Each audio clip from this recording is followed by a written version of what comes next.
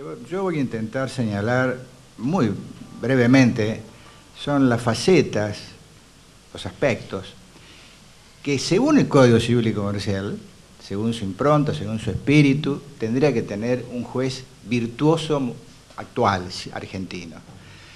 Los 10 o 12 aspectos, de los cuales vamos a hablar brevemente de cada uno, soy, digamos, realista.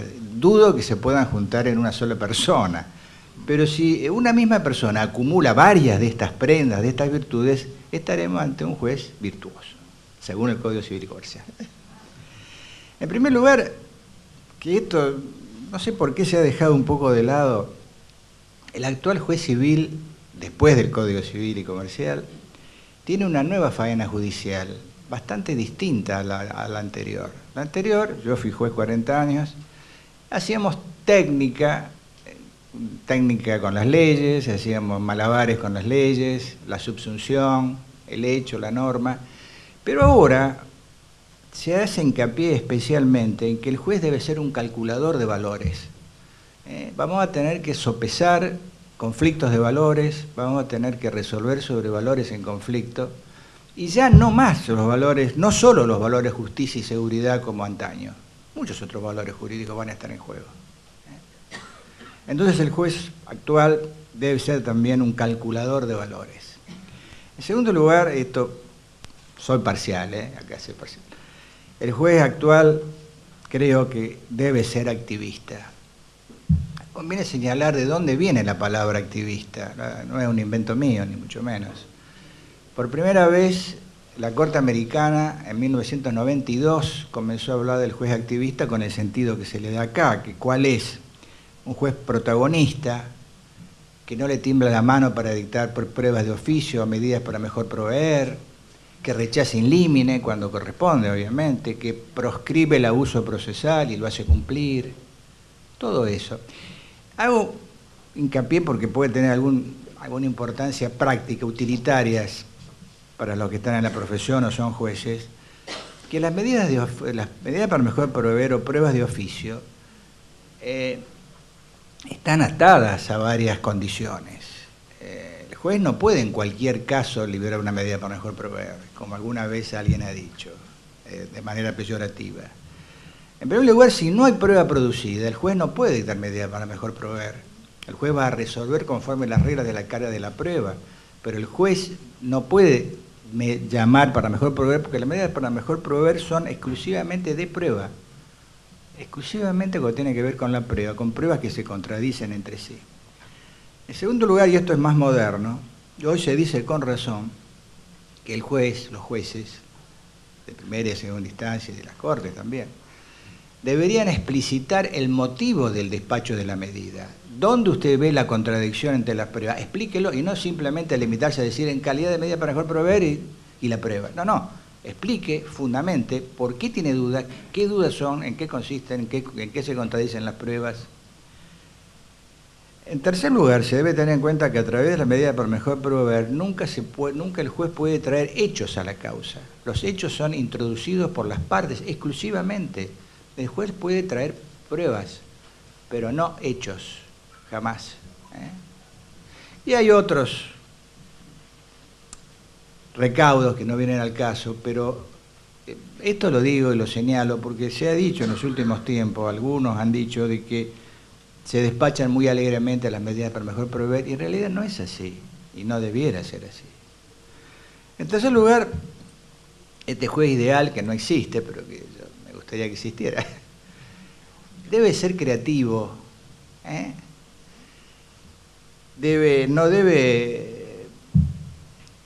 no debe dejar de crear o de inventar cuando corresponde, es decir, cuando no le quedan herramientas, cuando no existen herramientas a la vista, hechos, textos legales, doctrina recibida, jurisprudencia.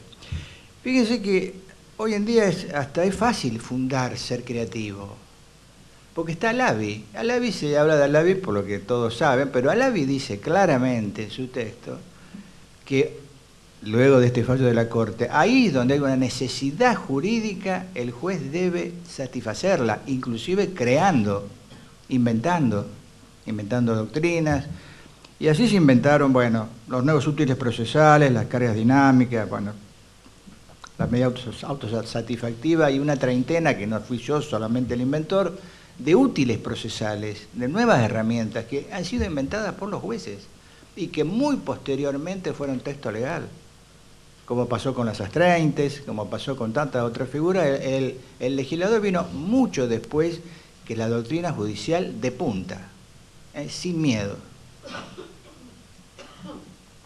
Esto del miedo tiene que ver con otra cosa que siempre he sostenido, y es que el juez no se le puede tampoco pedir que sea un héroe ni un mártir, pero en algún caso debe tener coraje civil.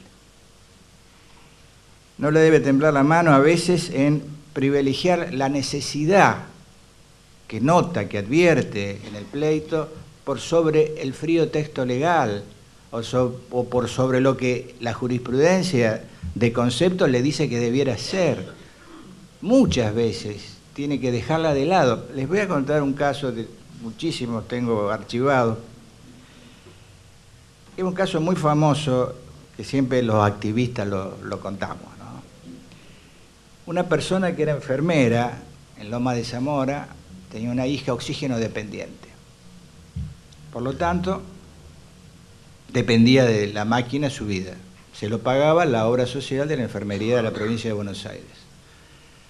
La echan de su trabajo, se queda sin trabajo y le llega una carta de documento de la empresa que prestaba el servicio. Dentro de 7 días retiramos la máquina. La mujer desesperada se fue a un tribunal de familia de Lomas de Zamora y solicitó y obtuvo una medida autosatisfactiva ordenándole a la empresa proveedora del servicio, que no retirara la máquina, para darle tiempo que el Ministerio de Salud Pública de la provincia de Buenos Aires hiciera cargo de este caso social. Cosa que hizo a los 2 meses. Ahora, si lo ponemos bajo el filtro de un jurista literal, dogmático, es un disparate, porque la empresa no está obligada en lo más mínimo respecto de nada. No le pagan, retira el servicio. Sin embargo, un juez hizo prevalecer la necesidad de que esa persona que se moría por sobre lo que le decía la jurisprudencia de conceptos. No prohijo ni propongo que en todos los casos sería un juez mañó argentino, pero que hay casos donde este tipo de cosas hay que hacerlas, debemos hacerlas. Para que vean que no soy tan audaz. No, a ver qué estado menos audaz. Yo digo que el juez debe tener tiene una aproximación limitada y selectiva de la verdad histórica. Esto, digamos, el dogma creo que me condenaría. Yo estoy convencido, después de 40 años, de que el principio de oportunidad rige también en materia civil. Y los que han sido juez o saben que es así.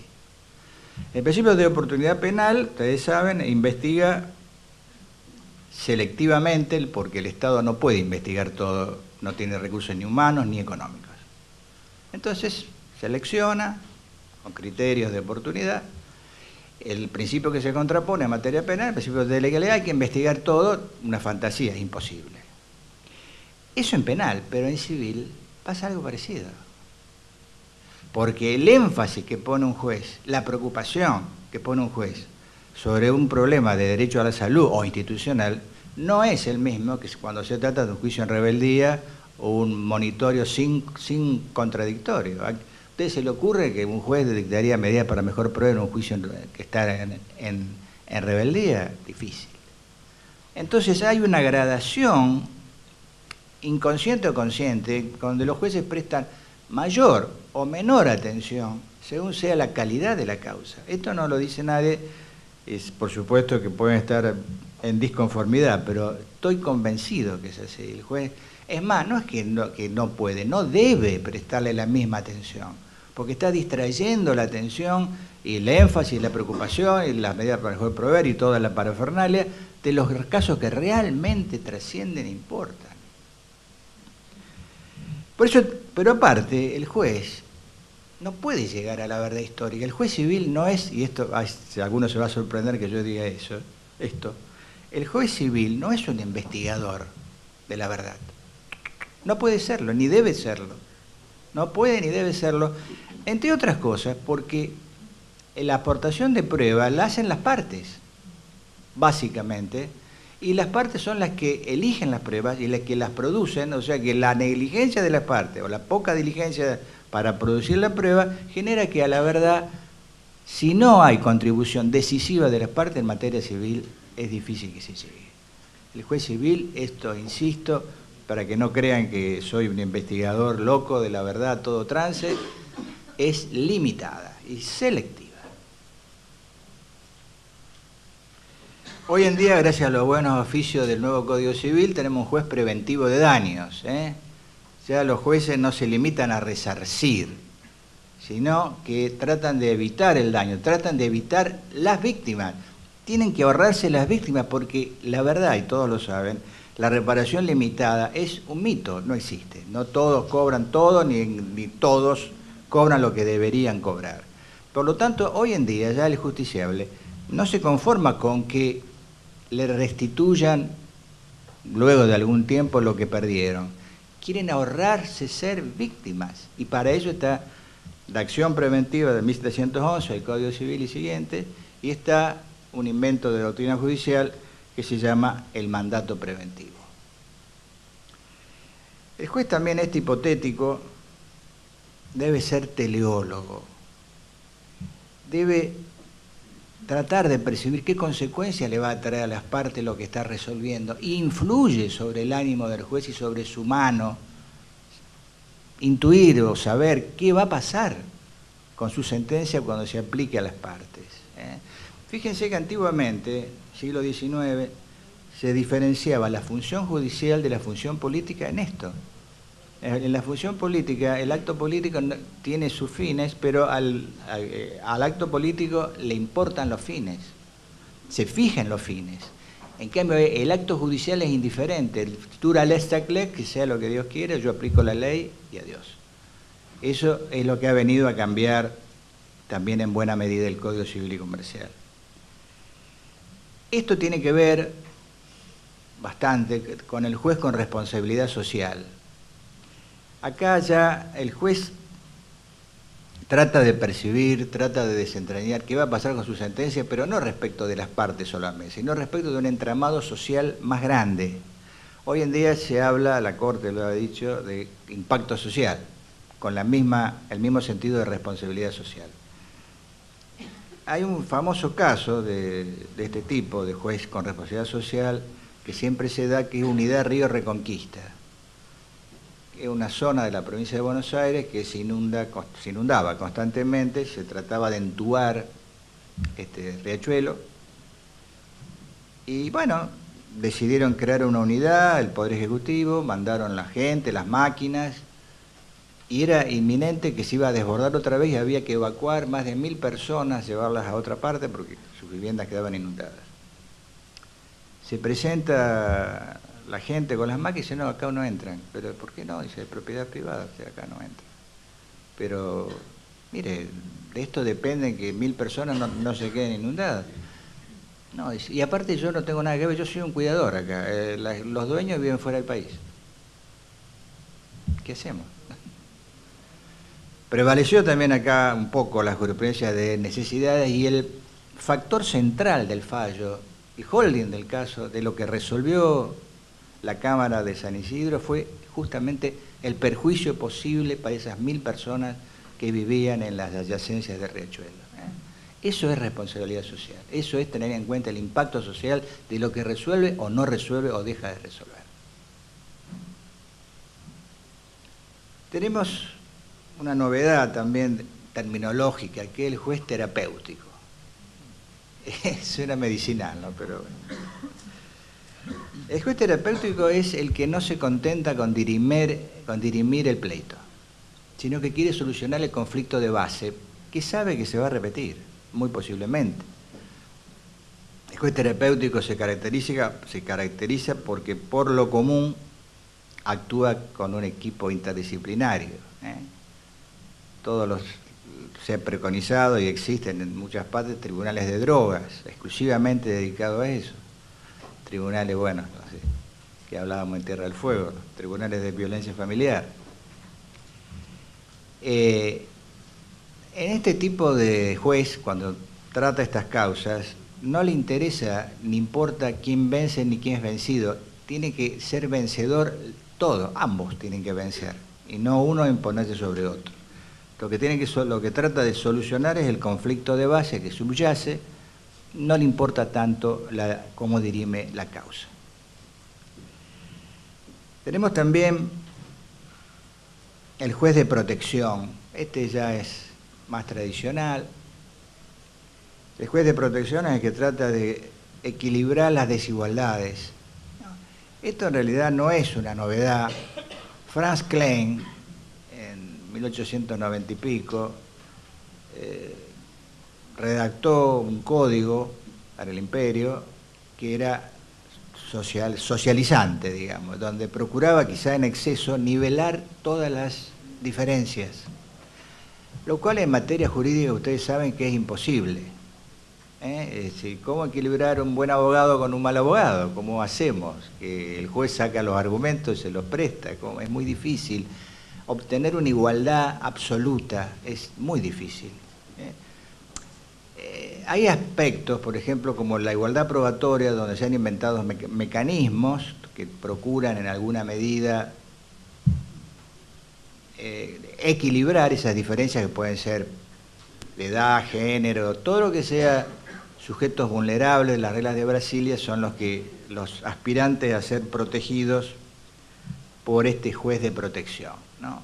Las reglas de Brasilia, después de su incorporación jurídica, entre comillas, del acuerdo de la acordada de la Corte, hoy en día tiene rango jurídico de alguna manera y es respetada por todos los tribunales del país. También tenemos el juez de acompañamiento. El juez de acompañamiento, también más conocido, es el juez que tiene la absoluta percepción y convencimiento de que los protagonistas del conflicto van a seguir en contacto. Los problemas de consorcio, de propiedad horizontal, los problemas de los countries, los conflictos entre vecinos, las cuestiones de familia, ni hablar, aunque se separan, los hijos los unen de alguna manera y quedan relaciones dando vuelta. Ese juez de acompañamiento es el que prohija decididamente todo lo que sea mediación, conciliación, debe hacerlo, porque sabe, o debiera saber, que esa gente que hoy en día están enfrentados van a seguir en contacto y que se debe procurar el mejor contacto posible, porque van a estar en contacto. Entonces el juez no puede ser, como decía Morelo, un fugitivo de la realidad y olvidarse eso que está ante su vista. Tenemos también de esa figura de juez ideal el juez partidario de la instrumentalidad del proceso. El proceso civil es un instrumento para hacer realidad el derecho de fondo. Lo que busca es la realidad, la materialización del derecho de fondo al cual tutela. Pero el proceso por sí mismo no existe, no tiene importancia, no tiene trascendencia. Por eso es que a veces hay que sacrificar la observancia de una norma procesal para mejor obtener el cumplimiento de la ley de fondo. El mejor ejemplo de lo que digo es el éxito y difusión del exceso ritual manifiesto. A veces hay que sacrificar a la norma procesal el cumplimiento exacto para dar más importancia a que se concrete el derecho de fondo tutelado. Tenemos una categoría también que ha sido objeto de muchas controversias, que es el juez docente, ¿no? Importante doctrina sostiene que el juez no debe ser docente en sus resoluciones, debe limitarse, y lo sostiene gente que merece el máximo respeto en este caso particular. Debe limitarse a resolver la causa.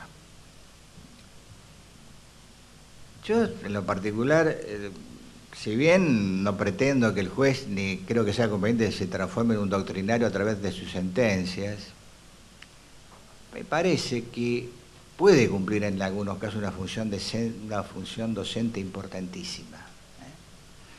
Esto se produce en casos y causas donde se va a repetir el conflicto.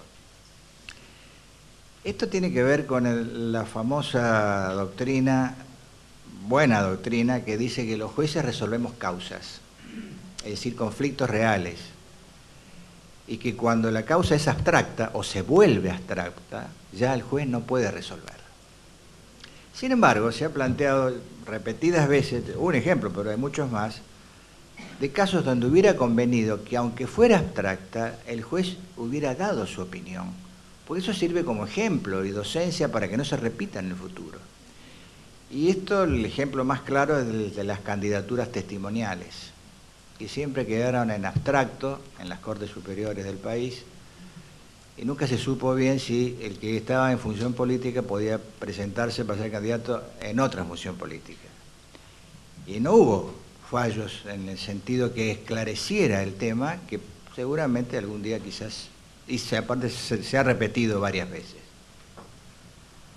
Por otra parte, el juez, en su sentencia normal, no en una sentencia institucional, hace a veces una función docente mínima con los famosos obiter dicta u obiter dictum, según sea la plural o sea singular, que significa dicho al paso. Es cuando el juez, en medio de su discurso central, se aparta levemente y da su opinión sobre un tema que no es necesario para que resuelva la causa. El obiter dicta es un argumento lateral, junto con el a mayor abundamiento y el por la consolación, como lo llamo yo.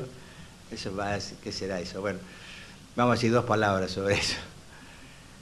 Hay una argumentación central de los jueces, estudiada muy bien por Pérez, Lanzagrebel, bueno.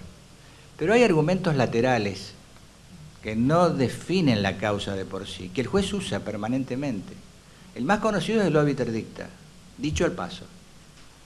Por motivo de la sentencia, el juez da su opinión sobre un tema que no le hace falta pronunciarse. Ahí queda. El mayor abundamiento es cuando el juez termina su expresión y lo funda a cabalidad, ya no hace más falta, y le agrega un argumento. Y lo que se ha dado en llamar por la consolación es cuando el juez le dice, mire, llegó fuera de término, la revocatoria está fuera de término, pero aunque hubiera estado en término, tampoco servía. Con lo cual se quedan todos más contentos. ¿No es así, doctora? Sí. Es así. También tenemos el juez modulador del proceso. No piensen en nada musical, no. El modulador del proceso, modular es alterar algo que viene dado, alterarlo, modificarlo, para obtener un mejor resultado. Eso es simplemente, se le ha puesto entonces, para mejor llamarlo, juez modulador. Sucede que abogados y jueces y abogados, estamos acostumbrados a una especie de tiranía legislativa, digamos. Estamos acostumbrados a que empiece el juicio, supongamos ordinario, y sigue ordinario hasta el final. Pase lo que pase, caigan bombas, vaya la guerra. Empezó ordinario, termina ordinario. Y a veces esto no funciona bien. Le voy a dar dos casos. El caso más habitual, digamos, la persona que en un juicio complejo, de prueba compleja, está un año preparando la demanda de 500 páginas y 8 cuadernos de prueba, y la presenta y el otro tiene 10 días para contestarla. Parecería que no funciona bien ahí. Entonces el juez tiene que tener facultades en esos casos para ampliar el plazo para contestar la demanda. Por otra parte, hoy en día, como una de las herramientas en serio para modificar el proceso civil, que siempre volvemos a hablar de lo mismo, el ordinario, el sumario, el sumarísimo, hay que, y en esto lo copiamos otra vez a los penalistas, se podría traer el concepto de flagrancia al ámbito procesal civil. Yo escribí un par de artículos sobre esto y posiblemente en Tierra del Fuego vamos a tratar de incorporarlo. Bueno, ¿qué es esto de la flagrancia? La flagrancia penal, saben lo que es, delito evidente. La flagrancia civil se da cuando hay dos fuentes. Cuando hay un derecho evidentísimo, supongamos, la actora defiende una posición donde hay jurisprudencia plenaria obligatoria. ¿Qué va a discutir? Y en segundo lugar, cuando hay evidente malicia procesal, inconducta procesal. En esos casos, que el juez tenga la facultad de declarar la flagrancia de la situación con las consecuencias correspondientes, que habrá que legislarla, acortamiento de los plazos, proscripción de que se prueban incidentes, etcétera, etcétera. Pero cambia el formato. La inconducta o el hecho de que de hecho es evidente cambia el formato, lo simplifica, lo acorta. No hay por qué seguir hasta el final como loco con el mismo formato cuando no hace falta un juicio ordinario donde se ventila un derecho donde es jurisprudencia obligatoria. Sí, se puede modificar, pero bueno, ínterin se puede modificar, pero es...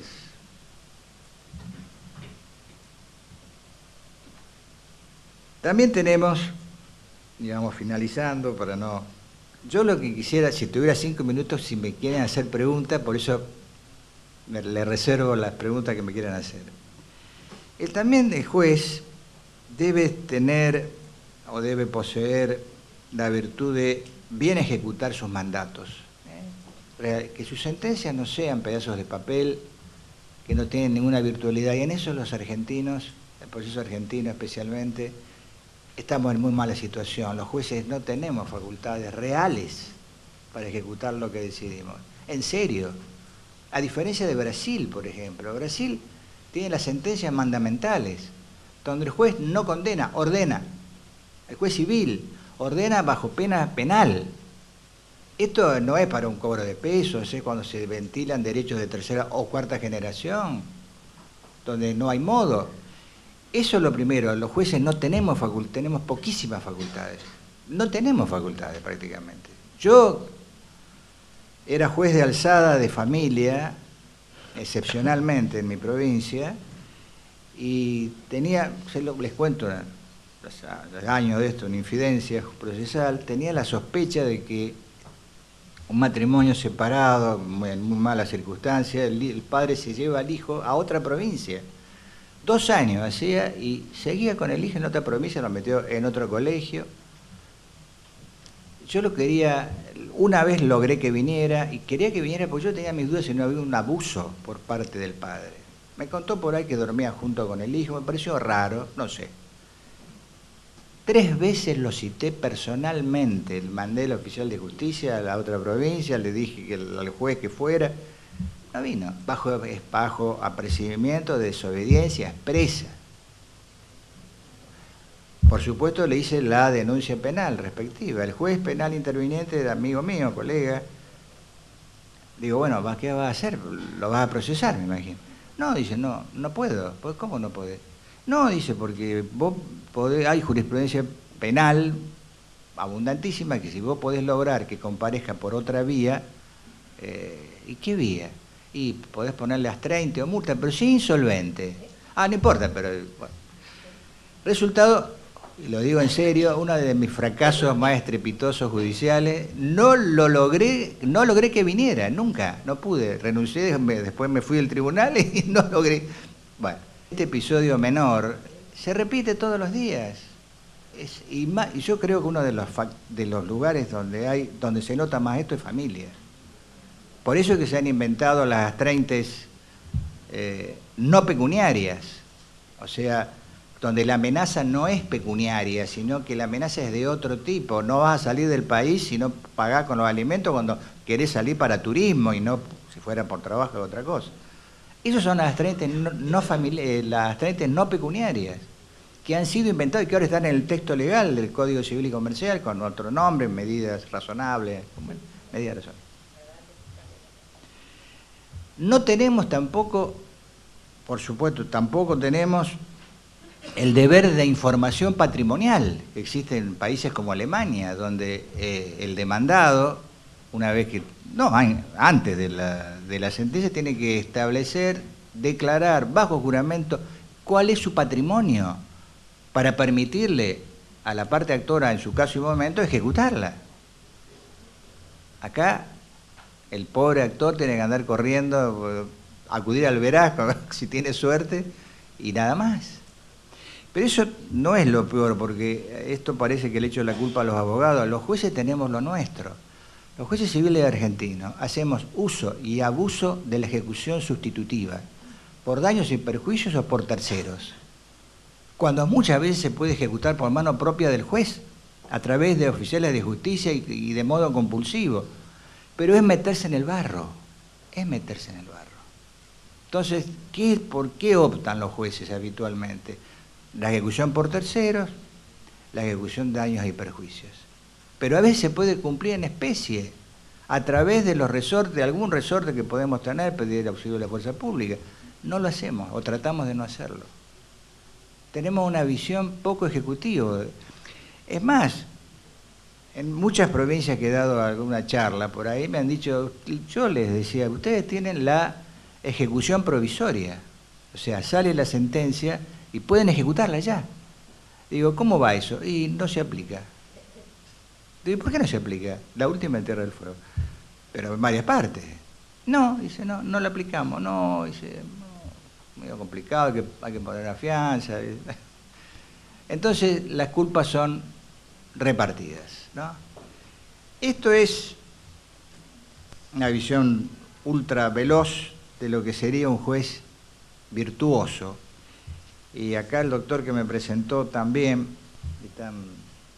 completamente, aunque en realidad el primero que mencionó es uno de los que yo más estimo, porque soy básicamente un juez, no un doctrinario, soy básicamente un juez.